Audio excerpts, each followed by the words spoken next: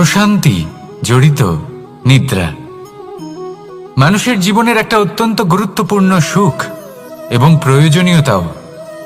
দেখতে গেলে এই সংসারের প্রত্যেক পশু পাখি, প্রত্যেক জীব অবশ্যই নিদ্রা প্রাপ্ত করেন, কিন্তু মানুষ, যার মধ্যে বিচার বিবেচনা করার শক্তি অন্যদের থেকে অনেক বেশি, তার কিন্তু ঘুমের কিছু সমস্যা অবশ্যই হয়। কি বলেন? তাই তো। এবার এর কারণ কি? চিন্তা। এবার চিন্তা আমাদের সবার জীবনে আছে। আমরা সকলে জানি যে চিন্তা কখনো আমাদের সাহায্য করে না, তাও আমাদের জীবনে আছে। কেন? চিন্তার মাধ্যমে কি কখনো কোনো সমস্যার সমাধান হয়েছে? অর্থের চিন্তা করলে কি অর্থ লাভ হয়? ভবিষ্যতের চিন্তা করলে কি ভবিষ্যৎ ঠিক হয়ে যায়? স্বাস্থ্যের চিন্তা করলে কি স্বাস্থ্য নিজে থেকেই ঠিক হয়? হয় না। তাহলে এই সব কিছু থেকে আমাদের একটা ছোট্ট শিক্ষা অবশ্যই লাভ করা উচিত। আপনিও আপনার কাঁধ থেকে চিন্তার এই বোঝা নামিয়ে ফেলুন। আর এই সব ইচ্ছে একত্রিত হয়ে আমাদের মনে চিন্তা উৎপন্ন করে। তাই এই চিন্তাগুলিকে ত্যাগ করুন। প্রকৃতির প্রেমের ওপর বিশ্বাস রাখুন। মনে রাখবেন, যিনি চিন্তামুক্ত হবেন তিনি চিতামুক্ত হবেন। সুখের নিদ্রা প্রাপ্ত করুন, আর নিদ্রায় যাবার আগে আমার সাথে ভালোবেসে বলুন, রাধা রাধা। মহাদেব, সেই দেবতা যিনি মহান, যাকে দেবতাদের দেবতা বলা হয়, যিনি হলেন আমার আরাধ্য। কখনো আপনার মনে এই প্রশ্ন এসেছে যে শিবকেই কেন মহাদেব বলা হয়, অন্য কোনো দেবতাকে কেন বলা হয় না? সেই কারণ মহাদেবের মধ্যে, ওনার মধ্যে এমন এক বিশেষ গুণ রয়েছে যা অন্য কারণ নেই। তা হলো নিঃস্বার্থ হয়ে মানুষের সেবা করা। যদি প্রয়োজন পড়ে, যদি সৃষ্টির পথে বিনাশের কালো মেঘ ছেয়ে থাকে, তখন নিজের প্রাণের চিন্তা না করে হলাহল পান করার জন্য প্রস্তুত থাকেন মহাদেব। আর এই অদ্বিতীয় ত্যাগের জন্যই শিবকে মহাদেব বলে ডাকা হয়। এবার যদি কোনো মানুষও নিঃস্বার্থ ভাবনার দ্বারা নিজেকে অর্পণ করে দেয় এই জগতের কল্যাণের জন্য, মানুষের সেবার জন্য, তাহলে তিনিও মহাপুরুষ, মহামানব হতে পারেন। যদি কেউ অভুক্ত থাকেন, তাহলে নিজের থালা থেকে অর্ধেক খাবার তাকে দিয়ে দিন। যদি কেউ অসুস্থ হন, তাহলে তাকে সেবা করার, চিকিৎসা করার চেষ্টা করুন। এই জীবন শুধু নিজের জন্য নয়, অন্যদের প্রতি, সমস্ত সংসারের প্রতি উৎসর্গ করুন। যদি এইসব মানুষ শিখে যান, তাহলে তিনি মহাদেবের পথে অগ্রসর হতে পারেন। যদি মানুষ নিঃস্বার্থ ভাবনার দ্বারা এই সংসারের সেবা করতে শিখে যান, তাহলে তিনি নিশ্চিত রূপে মহামানব অবশ্যই হতে পারবেন। আসুন আমার সাথে ভালোবেসে বলুন, রাধা রাধা। স্বর্ণ, হিরে, মুক্ত, মানিক, এই সব কিছুকে আগে পাথর বলা হতো। তাহলে এমন কি হলো যে এদের রত্ন বলা হয়? আর রত্ন তা বাস্তবে আসলে কি? এটা হলো সেই পাথর যাকে আগে আগুনের তাপ সহ্য করতে হয়েছে, পরখ করা হয়েছে, যাচাই করা হয়েছে, এদের কাটার চেষ্টা করা হয়েছে, কিন্তু তারা কখনোই নষ্ট হয়নি, বরং তারা আরো উদ্ভাসিত হয়েছে, আরো উজ্জ্বল হয়েছে, এই সংসারে আরো প্রকাশ ছড়িয়ে দিয়েছে। সেই জন্য এরা হলো এত অমূল্য, সেই জন্য এরা হলো বহুমূল্য, সেই জন্য এদের রত্ন বলা হয়। এবার মানুষের কাছেও এই নির্বাচনের অধিকার রয়েছে যে আমরা শুধু পাথর হয়ে থাকব নাকি রত্ন হয়ে থাকব। কিভাবে? আমাদের জীবনেও অনেক সমস্যা রয়েছে, বাধা আছে, বিপত্তি আছে। আমরা সেই বাধার তাপে উত্তপ্ত হই, এই সমস্যা আমাদের কাটার চেষ্টা করে। অনেক মানুষ বিভিন্ন পরিস্থিতি আমাদের ভাঙার চেষ্টা করে, কিন্তু আমাদের নষ্ট হলে চলবে না। যেভাবে এই রত্ন সমস্যার সম্মুখীন হয়ে পাথর থেকে রত্ন হয়েছে, সেইভাবেই আমাদেরও আমাদের সমস্যার সম্মুখীন হয়ে রত্ন হয়ে উঠতে হবে, এই সংসারে প্রকাশের স্রোত হয়ে উঠতে হবে। তাহলে এটাই করুন, আর আমার সাথে ভালোবেসে বলুন, রাধা রাধা। সংসারে সব থেকে বড় শক্তি আসলে কি? কেউ বলবেন শারীরিক শক্তি, কেউ বলবেন অস্ত্রের শক্তি, কেউ বলবেন জ্ঞানের শক্তি। ঠিক আছে, কিন্তু যদি আমি বলি সংসারের সব থেকে বড় শক্তি হল শক্তি কোনো এক তথ্যের, আজ্ঞে হ্যাঁ, তথ্য। এই তথ্য নিজেই কিন্তু খুব শক্তিশালী, অত্যন্ত শক্তিশালী অস্ত্র হলো এই তথ্য। আর সত্যি বলতে অনুচিত তথ্যের থেকে অনেক বেশি ঘাতক হলো অসম্পূর্ণ তথ্য। যেরকম আজ শাম্ব রুক্মির সাথে করেছে, ওকে অসম্পূর্ণ তথ্য দিয়েছে, তার ফলে বিনাশ হলো। যদি এইভাবেই আপনার কাছেও কোনো অসম্পূর্ণ তথ্য আসে, আর যদি আপনি তা পরখ না করে দেখেন, যাচাই না করে দেখেন, আর নিজের কর্ম করেন, তাহলে উত্থানের বদলে আপনি পতনের সম্মুখীন হবেন। বিকাশের বদলে আপনার বিনাশ হয়ে যাবে। মনে রাখবেন একটা অত্যন্ত গুরুত্বপূর্ণ কথা, সঠিক তথ্য পাওয়া সঠিক তথ্য দেওয়ার থেকে অনেক বেশি গুরুত্বপূর্ণ। আশা করি এই কথা আপনি বুঝেছেন। জীবনে যখনই কোনো তথ্য আপনি পাবেন, সেই বিষয়ে ভেবে দেখুন, পরখ করে দেখুন, যাচাই করুন, তারপর নিজের কর্ম করুন। আর আমার সাথে ভালোবেসে বলুন, রাধা রাধা। ধর্ম এবং প্রেম, এই দুই হলো একই মুদ্রার দুই পিঠ। যদি এদের মধ্যে কোনোটা নষ্ট হয়ে যায়, তাহলে দ্বিতীয়টাও থাকে না। কখনো ভেবেছেন এমন কেন হয়? তার জন্য আগে আপনাকে বুঝতে হবে যে ধর্ম আসলে কি। ধর্ম সেটাই যা এই সংসারের প্রত্যেক মানুষকে একে অপরের সাথে সুখ এবং শান্তিতে থাকতে প্রেরণা যোগায়। এই প্রেরণার আধার হলো প্রেম। প্রেম সেটাই যা আপনার মধ্যে অন্য কারোর প্রতি করুণাবোধ জাগিয়ে তোলে, সম্মান জাগিয়ে তোলে। এবার যদি প্রেম চলে যায়, তাহলে সবার আগে বিনাশ হবে সম্মান আর করুণাবোধের। এবার যেখানে না প্রেম রয়েছে, না সম্মান রয়েছে, না করুণা রয়েছে, সেখানে ধর্ম কিভাবে বাস করবে? অশুভ ইচ্ছে জাগ্রত হয়ে ওঠে, ক্রোধ জাগ্রত হয়ে ওঠে, অহংকার জাগ্রত হয়ে ওঠে, আর তারপর আরম্ভ হয় অধর্মের। তাই যা যা ভাবনা আপনার অন্তরে প্রবেশ করছে, করতে দিন, কিন্তু যাই হোক না কেন, এই প্রেমকে নিজের থেকে দূরে যেতে দেবেন না। এই প্রেমকে চিরকাল নিজের কাছে রাখুন, নিজের হৃদয়। আর এই প্রেম ভাব নিয়ে বলুন, রাধা রাধা। মানুষের জীবনে উন্নতি লাভ করার জন্য তিনটি স্তম্ভের প্রয়োজন হয়। প্রথম স্তম্ভ শিক্ষা। এই শিক্ষা আমাদের জ্ঞান প্রদান করে। দ্বিতীয় স্তম্ভ ব্যবসা, যার দ্বারা আমরা ধন উপার্জন করি। তৃতীয় স্তম্ভ হলো আমাদের ঈশ্বর, আমাদের ইষ্ট। এনার সাথে যদি আমরা জুড়ে থাকতে পারি, তাহলে এমন একটা মানসিক বল আপনি লাভ করবেন যেটা এই সংসারে আর কোথাও পাওয়া সম্ভব নয়। কিন্তু মানুষ অনেক সময় জীবনে এই তিনটি স্তম্ভ লাভ করা সত্ত্বেও সামনে অগ্রসর হতে পারেন না।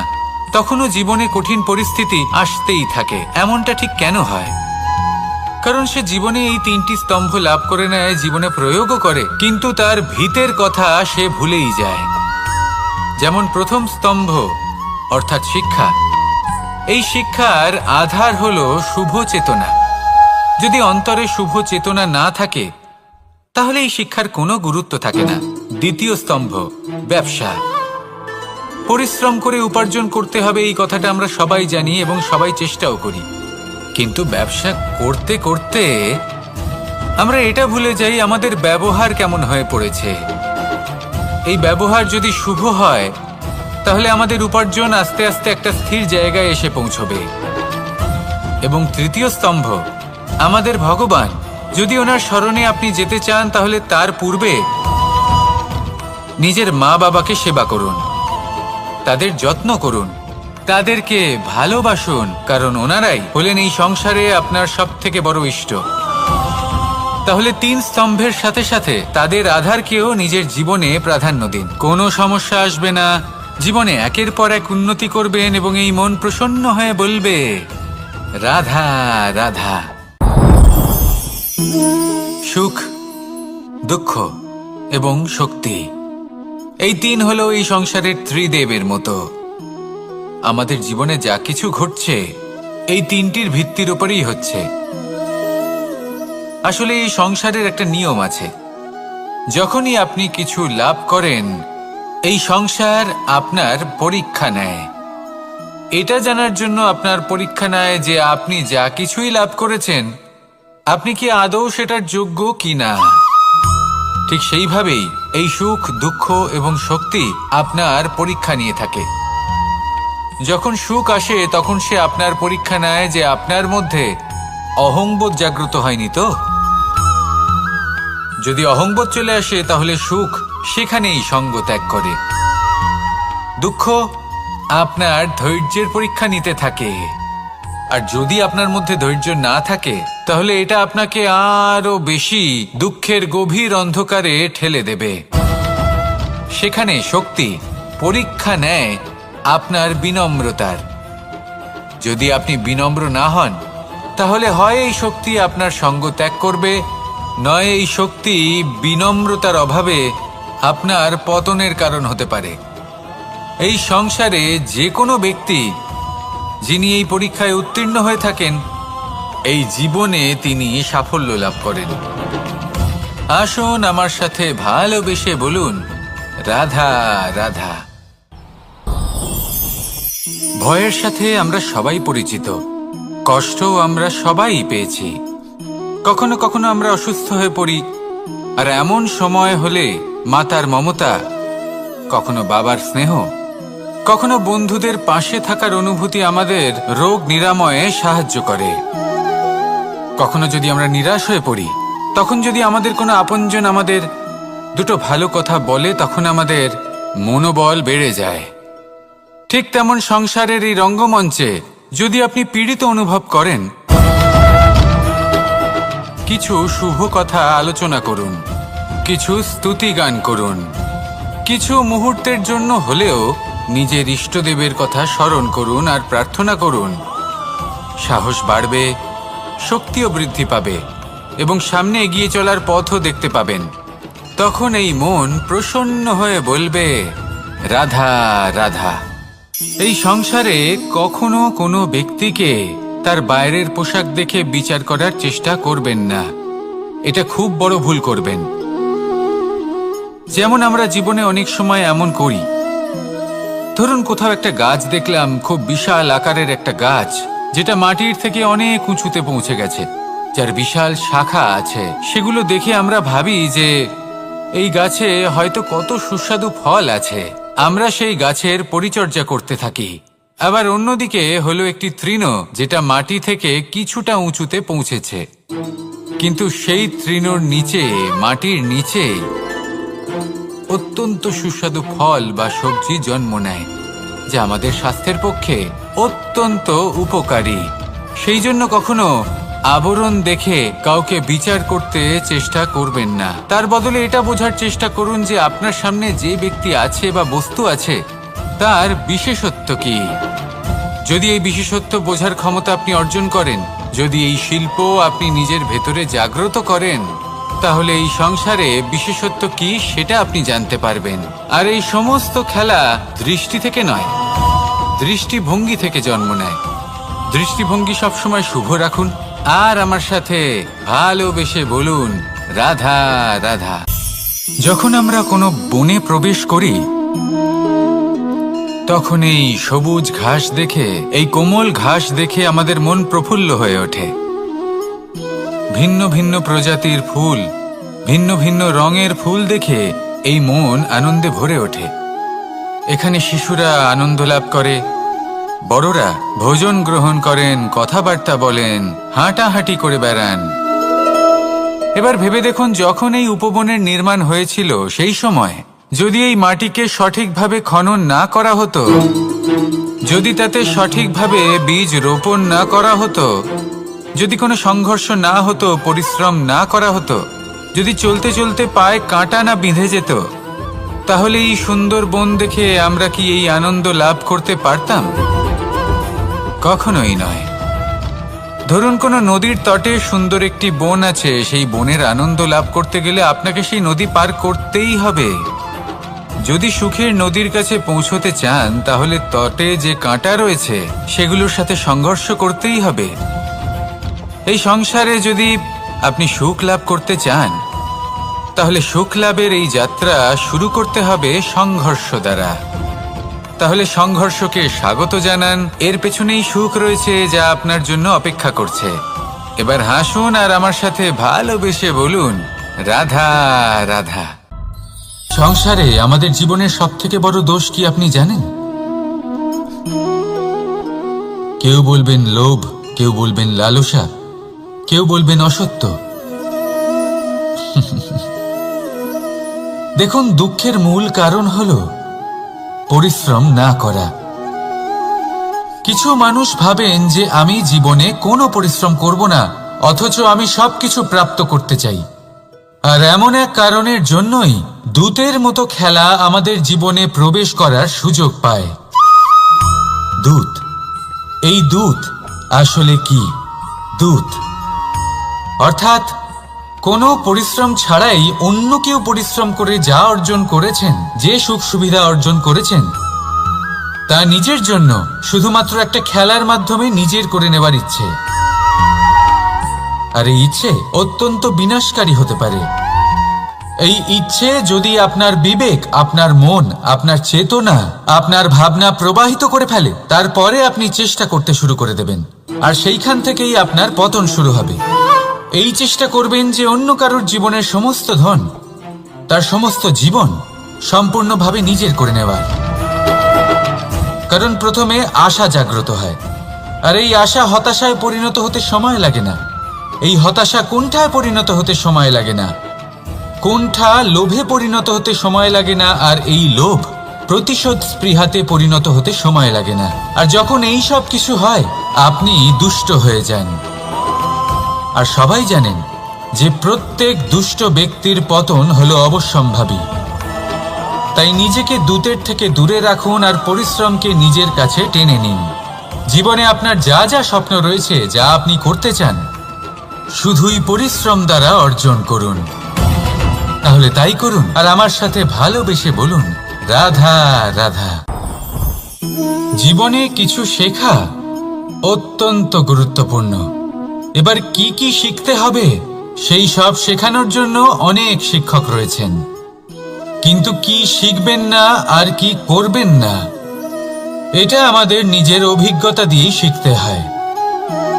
কিন্তু তার মানে এটা নয় যে যদি আপনাকে শিখতে হয় যে আগুনের তাপ কতটা, আপনাকে আগুনের মধ্যে হাত দিতে হবে। না, অন্য কারোর অভিজ্ঞতা দ্বারাও শিখতে পারেন। প্রশ্ন শুধুমাত্র একটাই যে আপনি কি শিখতে চান নাকি চান না। যদি আপনি এটাই ভাবেন যে আমি শুধুই নিজের অভিজ্ঞতা দ্বারাই শিখতে চাই, তাহলে জীবনকাল ছোট মনে হবে, অনেক কিছুই শিখতে পারবেন না। তাই নিজের সাথে সাথে বড়দের অভিজ্ঞতা দ্বারাও শেখা শুরু করে দিন। এই সংসারের অভিজ্ঞতা দ্বারা শিখতে শুরু করে দিন। আর এটা নিশ্চিত রূপে শেখা আবশ্যক যে কখন কি করবেন না, কোথায় থামতে হবে আর কোথায় থামবেন না। তাহলে আসুন আর আমার সাথে ভালোবেসে বলুন, রাধা রাধা। ভোজন। এবার ভোজন সংগ্রহ করার জন্য মানুষ কি না করেন, সব সময় চেষ্টা করতে থাকেন। ফসল উৎপাদনের জন্য অনেক পরিশ্রম করতে থাকেন, কিন্তু অনেক সময় অনেক পরিশ্রম করার পরেও ফসল ভালো উৎপাদন হয় না। এর কারণ কি? কারণ হলো এটাই যে আপনি পরিশ্রম হয়তো অনেক করেছেন, কিন্তু আপনার নজর তো সেই বীজের দিকে ছিলই না যা আপনি রোপণ করেছেন। সেই জন্য সব সময় কোনো বীজ রোপণ করার আগে তাকে পরখ করে দেখুন, তা অত্যন্ত আবশ্যক। আর সেইভাবেই যখনই কোনো কর্মের প্রশ্ন আসে, তাহলে সেখানে শুধুমাত্র পরিশ্রম যথেষ্ট নয়। সেই কাজের প্রতি আপনার কর্তব্য কি, আপনার উদ্দেশ্য কি, সেটা জানা হলো অত্যন্ত গুরুত্বপূর্ণ। তাই কর্ম করুন, কিন্তু সেই কর্মের প্রতি আপনার যা উদ্দেশ্য তার মাহাত্ম্য বুঝতে চেষ্টা করুন। তাহলে আসুন আমার সাথে ভালোবেসে বলুন, রাধা রাধা। প্রশান্তি জড়িত নিদ্রা। মানুষের জীবনের একটা অত্যন্ত গুরুত্বপূর্ণ সুখ এবং প্রয়োজনীয়তাও। দেখতে গেলে এই সংসারের প্রত্যেক পশু পাখি, প্রত্যেক জীব অবশ্যই নিদ্রা প্রাপ্ত করেন, কিন্তু মানুষ, যার মধ্যে বিচার বিবেচনা করার শক্তি অন্যদের থেকে অনেক বেশি, তার কিন্তু ঘুমের কিছু সমস্যা অবশ্যই হয়। কি বলেন, তাই তো? এবার এর কারণ কি? চিন্তা। এবার চিন্তা আমাদের সবার জীবনে আছে। আমরা সকলে জানি যে চিন্তা কখনো আমাদের সাহায্য করে না, তাও আমাদের জীবনে আছে। কেন? চিন্তার মাধ্যমে কি কখনো কোনো সমস্যার সমাধান হয়েছে? অর্থের চিন্তা করলে কি অর্থ লাভ হয়? ভবিষ্যতের চিন্তা করলে কি ভবিষ্যৎ ঠিক হয়ে যায়? স্বাস্থ্যের চিন্তা করলে কি স্বাস্থ্য নিজে থেকেই ঠিক হয়? হয় না।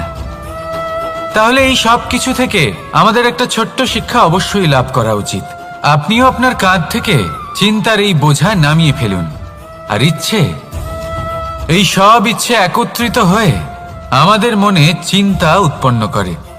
তাই এই চিন্তাগুলিকে ত্যাগ করুন। প্রকৃতির প্রেমের ওপর বিশ্বাস রাখুন। মনে রাখবেন, যিনি চিন্তামুক্ত হবেন তিনি চিতামুক্ত হবেন। সুখের নিদ্রা প্রাপ্ত করুন, আর নিদ্রায় যাবার আগে আমার সাথে ভালোবেসে বলুন, রাধা রাধা। মহাদেব, সেই দেবতা যিনি মহান, যাকে দেবতাদের দেবতা বলা হয়, যিনি হলেন আমার আরাধ্য। কখনো আপনার মনে এই প্রশ্ন এসেছে যে শিবকেই কেন মহাদেব বলা হয়, অন্য কোনো দেবতাকে কেন বলা হয় না? সেই কারণ মহাদেবের মধ্যে, ওনার মধ্যে এমন এক বিশেষ গুণ রয়েছে যা অন্য কারণ নেই। তা হলো নিঃস্বার্থ হয়ে মানুষের সেবা করা। যদি প্রয়োজন পড়ে, যদি সৃষ্টির পথে বিনাশের কালো মেঘ ছেয়ে থাকে, তখন নিজের প্রাণের চিন্তা না করে হলাহল পান করার জন্য প্রস্তুত থাকেন মহাদেব। আর এই অদ্বিতীয় ত্যাগের জন্যই শিবকে মহাদেব বলে ডাকা হয়। এবার যদি কোনো মানুষও নিঃস্বার্থ ভাবনার দ্বারা নিজেকে অর্পণ করে দেয় এই জগতের কল্যাণের জন্য, মানুষের সেবার জন্য, তাহলে তিনিও মহাপুরুষ, মহামানব হতে পারেন। যদি কেউ অভুক্ত থাকেন, তাহলে নিজের থালা থেকে অর্ধেক খাবার তাকে দিয়ে দিন। যদি কেউ অসুস্থ হন, তাহলে তাকে সেবা করার, চিকিৎসা করার চেষ্টা করুন। এই জীবন শুধু নিজের জন্য নয়, অন্যদের প্রতি, সমস্ত সংসারের প্রতি উৎসর্গ করুন। যদি এইসব মানুষ শিখে যান, তাহলে তিনি মহাদেবের পথে অগ্রসর হতে পারেন। যদি মানুষ নিঃস্বার্থ ভাবনার দ্বারা এই সংসারের সেবা করতে শিখে যান, তাহলে তিনি নিশ্চিত রূপে মহামানব অবশ্যই হতে পারবেন। আসুন আমার সাথে ভালোবেসে বলুন, রাধা রাধা। স্বর্ণ, হিরে, মুক্ত, মানিক, এই সব কিছুকে আগে পাথর বলা হতো। তাহলে এমন কি হলো যে এদের রত্ন বলা হয়? আর রত্ন তা বাস্তবে আসলে কি? এটা হলো সেই পাথর যাকে আগে আগুনের তাপ সহ্য করতে হয়েছে, পরখ করা হয়েছে, যাচাই করা হয়েছে, এদের কাটার চেষ্টা করা হয়েছে, কিন্তু তারা কখনোই নষ্ট হয়নি, বরং তারা আরো উদ্ভাসিত হয়েছে, আরো উজ্জ্বল হয়েছে, এই সংসারে আরো প্রকাশ ছড়িয়ে দিয়েছে। সেই জন্য এরা হলো এত অমূল্য, সেই জন্য এরা হলো বহুমূল্য, সেই জন্য এদের রত্ন বলা হয়। এবার মানুষের কাছেও এই নির্বাচনের অধিকার রয়েছে যে আমরা শুধু পাথর হয়ে থাকব নাকি রত্ন হয়ে থাকব। কিভাবে? আমাদের জীবনেও অনেক সমস্যা রয়েছে, বাধা আছে, বিপত্তি আছে। আমরা সেই বাধার তাপে উত্তপ্ত হই, এই সমস্যা আমাদের কাটার চেষ্টা করে। অনেক মানুষ বিভিন্ন পরিস্থিতি আমাদের ভাঙার চেষ্টা করে, কিন্তু আমাদের নষ্ট হলে চলবে না। যেভাবে এই রত্ন সমস্যার সম্মুখীন হয়ে পাথর থেকে রত্ন হয়েছে, সেইভাবেই আমাদেরও আমাদের সমস্যার সম্মুখীন হয়ে রত্ন হয়ে উঠতে হবে, এই সংসারে প্রকাশের স্রোত হয়ে উঠতে হবে। তাহলে এটাই করুন আর আমার সাথে ভালোবেসে বলুন, রাধা রাধা। সংসারে সব থেকে বড় শক্তি আসলে কি? কেউ বলবেন শারীরিক শক্তি, কেউ বলবেন অস্ত্রের শক্তি, কেউ বলবেন জ্ঞানের শক্তি। ঠিক আছে, কিন্তু যদি আমি বলি সংসারের সব থেকে বড় শক্তি হল শক্তি কোনো এক তথ্যের, আগে হ্যাঁ, তথ্য। এই তথ্য নিজেই কিন্তু খুব শক্তিশালী, অত্যন্ত শক্তিশালী অস্ত্র হলো এই তথ্য। আর সত্যি বলতে অনুচিত তথ্যের থেকে অনেক বেশি ঘাতক হলো অসম্পূর্ণ তথ্য। যেরকম আজ শাম্ব রুক্মির সাথে করেছে, ওকে অসম্পূর্ণ তথ্য দিয়েছে, তার ফলে বিনাশ হলো। যদি এইভাবেই আপনার কাছেও কোনো অসম্পূর্ণ তথ্য আসে, আর যদি আপনি তা পরখ না করে দেখেন, যাচাই না করে দেখেন, আর নিজের কর্ম করেন, তাহলে উত্থানের বদলে আপনি পতনের সম্মুখীন হবেন। বিকাশের বদলে আপনার বিনাশ হয়ে যাবে। মনে রাখবেন একটা অত্যন্ত গুরুত্বপূর্ণ কথা, সঠিক তথ্য পাওয়া সঠিক তথ্য দেওয়ার থেকে অনেক বেশি গুরুত্বপূর্ণ। আশা করি এই কথা আপনি বুঝেছেন। জীবনে যখনই কোনো তথ্য আপনি পাবেন, সেই বিষয়ে ভেবে দেখুন, পরখ করে দেখুন, যাচাই করুন, তারপর নিজের কর্ম করুন। আর আমার সাথে ভালোবেসে বলুন, রাধা রাধা। ধর্ম এবং প্রেম, এই দুই হলো একই মুদ্রার দুই পিঠ। যদি এদের মধ্যে কোনোটা নষ্ট হয়ে যায়, তাহলে দ্বিতীয়টাও থাকে না। কখনো ভেবেছেন এমন কেন হয়? তার জন্য আগে আপনাকে বুঝতে হবে যে ধর্ম আসলে কি। ধর্ম সেটাই যা এই সংসারের প্রত্যেক মানুষকে একে অপরের সাথে সুখ এবং শান্তিতে থাকতে প্রেরণা যোগায়। এই প্রেরণার আধার হলো প্রেম। প্রেম সেটাই যা আপনার মধ্যে অন্য কারোর প্রতি করুণাবোধ জাগিয়ে তোলে, সম্মান জাগিয়ে তোলে। এবার যদি প্রেম চলে যায়, তাহলে সবার আগে বিনাশ হবে সম্মান আর করুণাবোধের। এবার যেখানে না প্রেম রয়েছে, না সম্মান রয়েছে, না করুণা রয়েছে, সেখানে ধর্ম কিভাবে বাস করবে?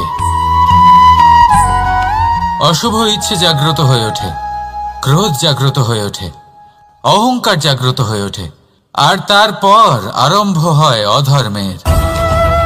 তাই যা যা ভাবনা আপনার অন্তরে প্রবেশ করছে, করতে দিন, কিন্তু যাই হোক না কেন, এই প্রেমকে নিজের থেকে দূরে যেতে দেবেন না। এই প্রেমকে চিরকাল নিজের কাছে রাখুন, নিজের হৃদয়। আর এই প্রেম ভাব নিয়ে বলুন, রাধা রাধা। মানুষের জীবনে উন্নতি লাভ করার জন্য তিনটি স্তম্ভের প্রয়োজন হয়। প্রথম স্তম্ভ শিক্ষা। এই শিক্ষা আমাদের জ্ঞান প্রদান করে। দ্বিতীয় স্তম্ভ ব্যবসা, যার দ্বারা আমরা ধন উপার্জন করি। তৃতীয় স্তম্ভ হলো আমাদের ঈশ্বর, আমাদের ইষ্ট। এনার সাথে যদি আমরা জুড়ে থাকতে পারি, তাহলে এমন একটা মানসিক বল আপনি লাভ করবেন যেটা এই সংসারে আর কোথাও পাওয়া সম্ভব নয়। কিন্তু মানুষ অনেক সময় জীবনে এই তিনটি স্তম্ভ লাভ করা সত্ত্বেও সামনে অগ্রসর হতে পারেন না। তখনও জীবনে কঠিন পরিস্থিতি আসতেই থাকে। এমনটা ঠিক কেন হয়? কারণ সে জীবনে এই তিনটি স্তম্ভ লাভ করে নেয়, জীবনে প্রয়োগও করে, কিন্তু তার ভিতের কথা সে ভুলেই যায়। যেমন প্রথম স্তম্ভ অর্থাৎ শিক্ষা। এই শিক্ষার আধার হলো শুভ চেতনা। যদি অন্তরে শুভ চেতনা না থাকে, তাহলে এই শিক্ষার কোনো গুরুত্ব থাকে না। দ্বিতীয় স্তম্ভ ব্যবসা। পরিশ্রম করে উপার্জন করতে হবে, এই কথাটা আমরা সবাই জানি এবং সবাই চেষ্টাও করি। কিন্তু ব্যবসা করতে করতে আমরা এটা ভুলে যাই আমাদের ব্যবহার কেমন হয়ে পড়েছে। এই ব্যবহার যদি শুভ হয়, তাহলে আমাদের উপার্জন আস্তে আস্তে একটা স্থির জায়গায় এসে পৌঁছবে। এবং তৃতীয় স্তম্ভ আমাদের ভগবান। যদি ওনার শরণে আপনি যেতে চান, তাহলে তার পূর্বে নিজের মা বাবাকে সেবা করুন, তাদের যত্ন করুন, তাদেরকে ভালোবাসুন, কারণ ওনারাই হলেন এই সংসারে আপনার সব থেকে বড় ইষ্ট। তাহলে তিন স্তম্ভের সাথে সাথে তাদের আধারকেও নিজের জীবনে প্রাধান্য দিন। কোনো সমস্যা আসবে না, জীবনে একের পর এক উন্নতি করবেন এবং এই মন প্রসন্ন হয়ে বলবে, রাধা রাধা। সুখ, দুঃখ এবং শক্তি এই তিন হলো এই সংসারের ত্রিদেবের মতো। আমাদের জীবনে যা কিছু ঘটছে এই তিনটির ভিত্তির উপরেই হচ্ছে। আসলে এই সংসারের একটা নিয়ম আছে, যখনই আপনি কিছু লাভ করেন এই সংসার আপনার পরীক্ষা নেয়। এটা জানার জন্য আপনার পরীক্ষা নেয় যে আপনি যা কিছুই লাভ করেছেন আপনি কি আদৌ সেটার যোগ্য কিনা। ঠিক সেইভাবেই এই সুখ, দুঃখ এবং শক্তি আপনার পরীক্ষা নিয়ে থাকে। যখন সুখ আসে তখন সে আপনার পরীক্ষা নেয় যে আপনার মধ্যে অহংবোধ জাগ্রত হয়নি তো। যদি অহংবোধ চলে আসে তাহলে সুখ সেখানেই সঙ্গ ত্যাগ করে। দুঃখ আপনার ধৈর্যের পরীক্ষা নিতে থাকে, আর যদি আপনার মধ্যে ধৈর্য না থাকে তাহলে এটা আপনাকে আরো বেশি দুঃখের গভীর অন্ধকারে ঠেলে দেবে। সেখানে শক্তি পরীক্ষা নেয় আপনার বিনম্রতার। যদি আপনি বিনম্র না হন তাহলে হয় এই শক্তি আপনার সঙ্গ ত্যাগ করবে, নয় এই শক্তি বিনম্রতার অভাবে আপনার পতনের কারণ হতে পারে। এই সংসারে যে কোনো ব্যক্তি যিনি এই পরীক্ষায় উত্তীর্ণ হয়ে থাকেন এই জীবনে তিনি সাফল্য লাভ করেন। আসুন আমার সাথে ভালোবেসে বলুন, রাধা রাধা। ভয়ের সাথে আমরা সবাই পরিচিত, কষ্টও আমরা সবাই পেয়েছি। কখনো কখনো আমরা অসুস্থ হয়ে পড়ি, আর এমন সময় হলে মাতার মমতা, কখনো বাবার স্নেহ, কখনো বন্ধুদের পাশে থাকার অনুভূতি আমাদের রোগ নিরাময়ে সাহায্য করে। কখনো যদি আমরা নিরাশ হয়ে পড়ি, তখন যদি আমাদের কোনো আপনজন আমাদের দুটো ভালো কথা বলে তখন আমাদের মনোবল বেড়ে যায়। ঠিক তেমন সংসারের এই রঙ্গমঞ্চে যদি আপনি পীড়িত অনুভব করেন, কিছু শুভ কথা আলোচনা করুন, কিছু স্তুতি গান করুন, কিছু মুহূর্তের জন্য হলেও নিজের ইষ্টদেবের কথা স্মরণ করুন আর প্রার্থনা করুন। সাহস বাড়বে, শক্তিও বৃদ্ধি পাবে এবং সামনে এগিয়ে চলার পথও দেখতে পাবেন। তখন এই মন প্রসন্ন হয়ে বলবে, রাধা রাধা। এই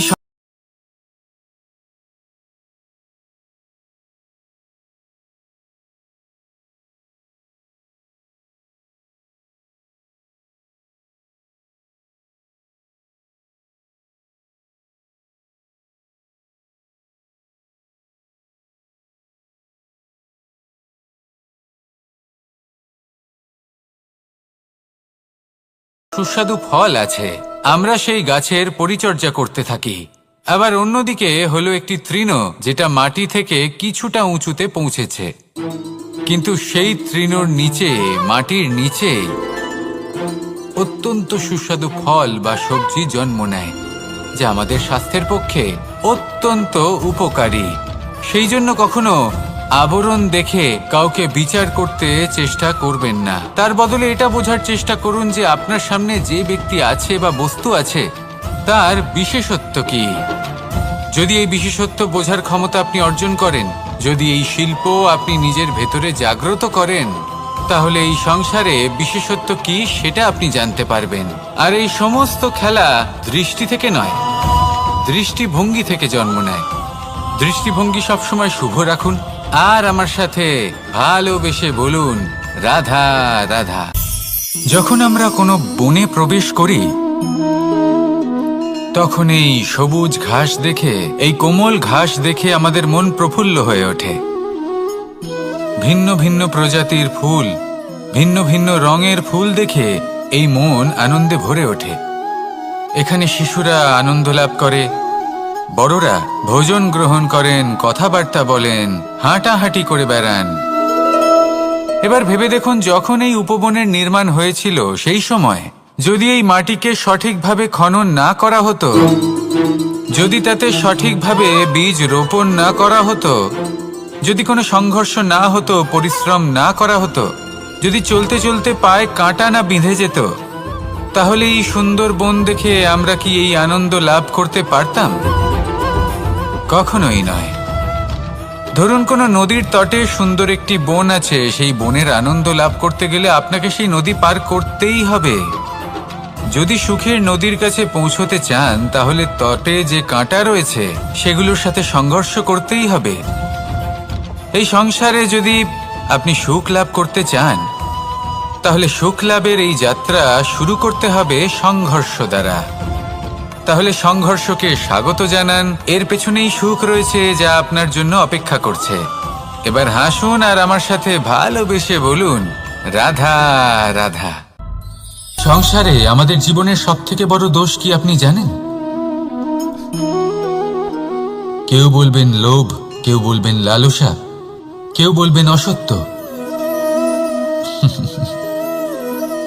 দেখুন, দুঃখের মূল কারণ হলো পরিশ্রম না করা। কিছু মানুষ ভাবেন যে আমি জীবনে কোনো পরিশ্রম করব না, অথচ আমি সবকিছু প্রাপ্ত করতে চাই। আর এমন এক কারণের জন্যই দূতের মতো খেলা আমাদের জীবনে প্রবেশ করার সুযোগ পায়। দূত। এই দূত আসলে কি? দূত অর্থাৎ কোনো পরিশ্রম ছাড়াই অন্য কেউ পরিশ্রম করে যা অর্জন করেছেন, যে সুখ সুবিধা অর্জন করেছেন, তা নিজের জন্য শুধুমাত্র একটা খেলার মাধ্যমে নিজের করে নেবার ইচ্ছে। আর এই ইচ্ছে অত্যন্ত বিনাশকারী হতে পারে। এই ইচ্ছে যদি আপনার বিবেক, আপনার মন, আপনার চেতনা, আপনার ভাবনা প্রবাহিত করে ফেলে, তারপরে আপনি চেষ্টা করতে শুরু করে দেবেন, আর সেইখান থেকেই আপনার পতন শুরু হবে। এই চেষ্টা করবেন যে অন্য কারোর জীবনের সমস্ত ধন, তার সমস্ত জীবন সম্পূর্ণভাবে নিজের করে নেওয়ার। কারণ প্রথমে আশা জাগ্রত হয়, আর এই আশা হতাশায় পরিণত হতে সময় লাগে না। এই হতাশা কুণ্ঠায় পরিণত হতে সময় লাগে না, কুণ্ঠা লোভে পরিণত হতে সময় লাগে না, আর এই লোভ প্রতিশোধ স্পৃহাতে পরিণত হতে সময় লাগে না। আর যখন এই সব কিছু হয়, আপনি দুষ্ট হয়ে যান। আর সবাই জানেন যে প্রত্যেক দুষ্ট ব্যক্তির পতন হলো অবশ্যম্ভাবী। তাই নিজেকে দূতের থেকে দূরে রাখুন আর পরিশ্রমকে নিজের কাছে টেনে নিন। জীবনে আপনার যা যা স্বপ্ন রয়েছে, যা আপনি করতে চান, শুধুই পরিশ্রম দ্বারা অর্জন করুন। তাহলে তাই করুন আর আমার সাথে ভালোবেসে বলুন, রাধা রাধা। জীবনে কিছু শেখা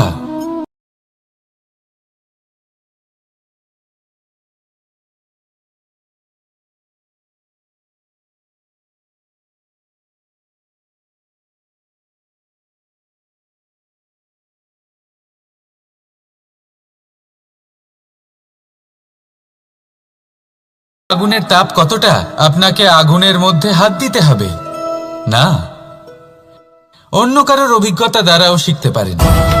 প্রশ্ন শুধুমাত্র একটাই যে আপনি কি শিখতে চান নাকি চান না। যদি আপনি এটাই ভাবেন যে আমি শুধুই নিজের অভিজ্ঞতা দ্বারাই শিখতে চাই, তাহলে জীবনকাল ছোট মনে হবে, অনেক কিছুই শিখতে পারবেন না। তাই নিজের সাথে সাথে বড়দের অভিজ্ঞতা দ্বারাও শেখা শুরু করে দিন। এই সংসারের অভিজ্ঞতা দ্বারা শিখতে শুরু করে দিন। আর এটা নিশ্চিত রূপে শেখা আবশ্যক যে কখন কি করবেন না, কোথায় থামতে হবে আর কোথায় থামবেন না।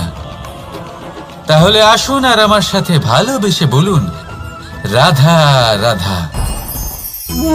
ভোজন। এবার ভোজন সংগ্রহ করার জন্য মানুষ কি না করেন, সবসময় চেষ্টা করতে থাকেন। ফসল উৎপাদনের জন্য অনেক পরিশ্রম করতে থাকে।